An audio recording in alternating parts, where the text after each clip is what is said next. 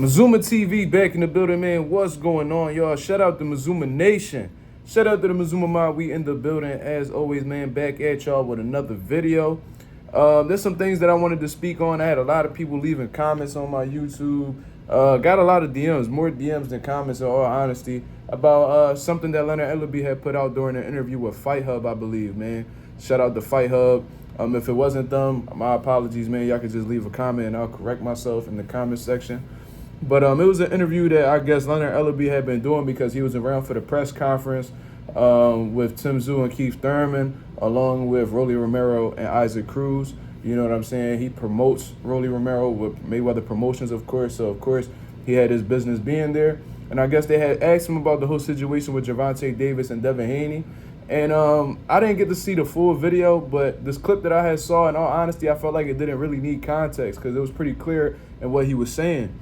And what Leonard Ellerbe said is that pretty much saying that the fight don't really make sense at this point with Gervonta Davis and Devin Haney.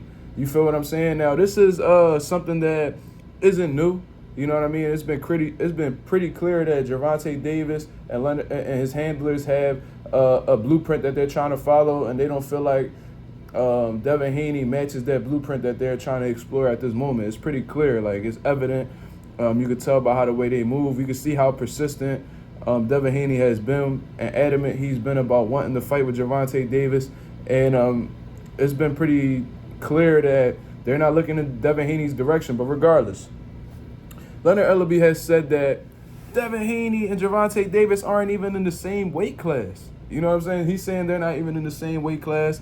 And that Gervonta Davis can make 130 pounds if possible. You know what I mean? And he doesn't walk around too big. Now, I'm sure that was a shot at Devin Haney, considering the fact that there's been reports that Devin Haney had came into the fight with Regis Prograis at around 165 pounds. And I'm pretty certain that this was a shot at Devin Haney because this was a complaint of Gervonta Davis's as well when he was on social media going on a little tangent about how Devin Haney had been involved with Snack and they not clean over there. And he's putting on all this weight, and that's not normal. You know, just insinuating some type of performance enhancement drug type situation or whatever. Then shortly afterwards, he deletes his tweets. You see what I'm saying? So this is what Leonard Ellerbe has been rocking with, and this is what Gervonta Tank Davis fans have been rocking with in the case that Gervonta Davis is too small or isn't in the same weight class as Devin Haney. Now, we all know that this is bullshit. You know what I mean? Because this fight has pretty much been in demand since 2019. That is about 5 years ago that people have been asking, the media has been asking Gervonta Davis, Devin Haney, and Leonard Ellerbe, all the handlers, about this fight in general. There's been a demand for it for about a half a decade, bro. I'm not going to lie to you. Now, the demand has been stronger than it has ever been in 2024, but regardless, people were asking about it in 2019. And back in 2019, Devin Haney was at 135 pounds, became undisputed at 135 pounds. And at that point in time, they didn't look interested neither. Never sent Devin Haney an offer, never even attempted to show the people that they were pursuing the fight, let alone interested in the fight, because the whole time Devin Haney was at 135, they just came up with excuses.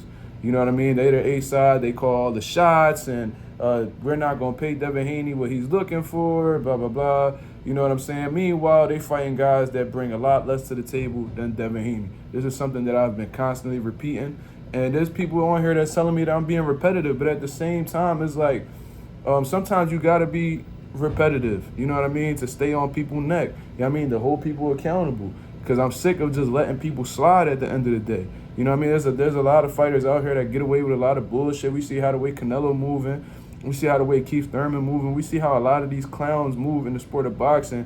And people just be like, oh, man, just leave it alone and just allow them to continue doing whatever they're doing. It's like that badass kid that you may have in your household or in your family, that they do whatever the fuck you want. And then when they do whatever the fuck they want, and then when it's time to give them some discipline, you know what I mean, or install some discipline in their life, there's always that one person that's like, man, just leave him alone, man. He's a kid, man. He don't know what he's doing, man.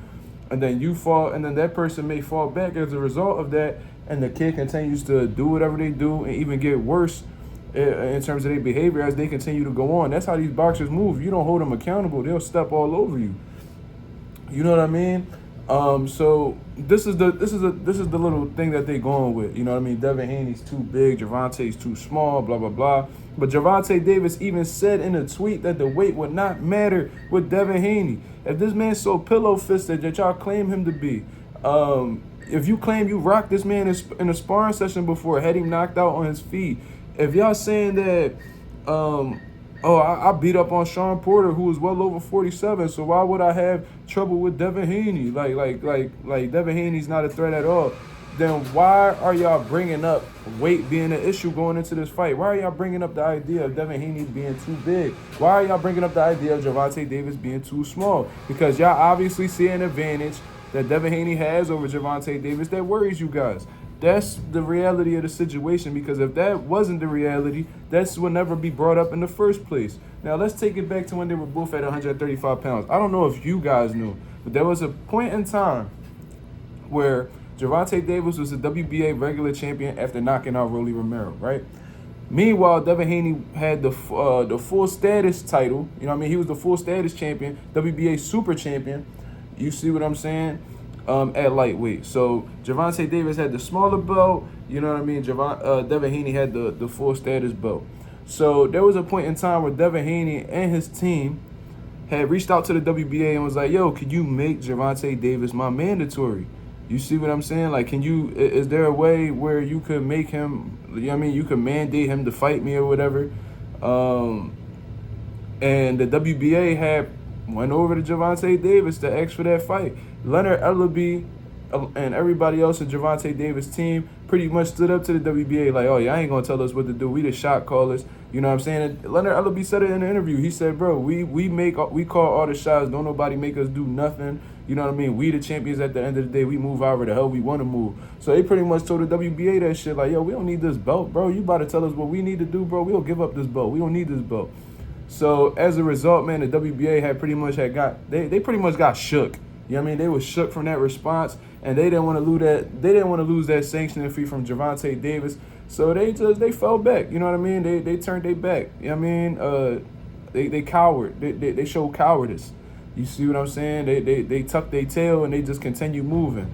You know what I'm saying? And as a result, since then, I think since Devin Haney has vacated all of his titles, I think they elevated Gervonta Davis to the full status champion with the WBA, which Gervonta Davis went on to later say, I don't want that shit. You see what I'm saying? So everybody is using this weight class issue as a reason why this fight can't happen. And now they're trying to resort to Shakur Stevenson. Shakur Stevens is at 35. Why doesn't he fight Tank? They're actually in the same weight class. Why doesn't he fight Tank? Well, Coach Calvin just came out with an interview and said that why would we fight Shakur Stevenson if he's not going to let us do what we do? You see what I'm saying? So, bro, these guys don't want to take chances against any of the top names, man. You would think that they would at least be slightly interested in the Shakur Stevenson fight, even with his last fight against Edward De Los Santos, but that's not the case, man. That's not the case at all. So Gervonta Davis, I guess he's going to go to the UK. You know what I mean? He's going to fight a UK level fighter. You feel what I mean? And look, the Undertaker in the building, man. You know, that boy don't never let me live. He always trying to fuck something up. But he gonna fight a UK level fighter, get a little bag over there. And there's people coming out here talking about, you don't see what he's doing, man. He's adding hype to the fight. No, what you're doing is allowing more time for Devin Haney to grow out of 140 pounds. You feel what I'm saying? So you might as well get it while the getting is good. Meaning you might as well fight Devin Haney while he's at 140 pounds, because you fought at 140 pounds before against Mario Barrios. Mario made the weight, you made the weight, you got the knockout, you won at the end of the day. So you can't really say you have a particular problem with fighting at 140 pounds. You can't say that this weight was too big for you. You fought there before and was victorious and had a version of the WBA title at 140 pounds from what I believe, after you beat Barrios. So what is really the problem, man? We all know what the problem is at the end of the day, man. I don't got to continue running in circles with this whole idea. It's just funny that Leonard Ellerbe is coming out here and just lying to the people. Just say what it is, man. Just say you don't want to fight Devin Haney and y'all going to do whatever the fuck y'all want to do. At least, I mean, we still going to look at you like you pussy, but at least you being honest at the end of the day, and we can move on and stop talking about this shit altogether.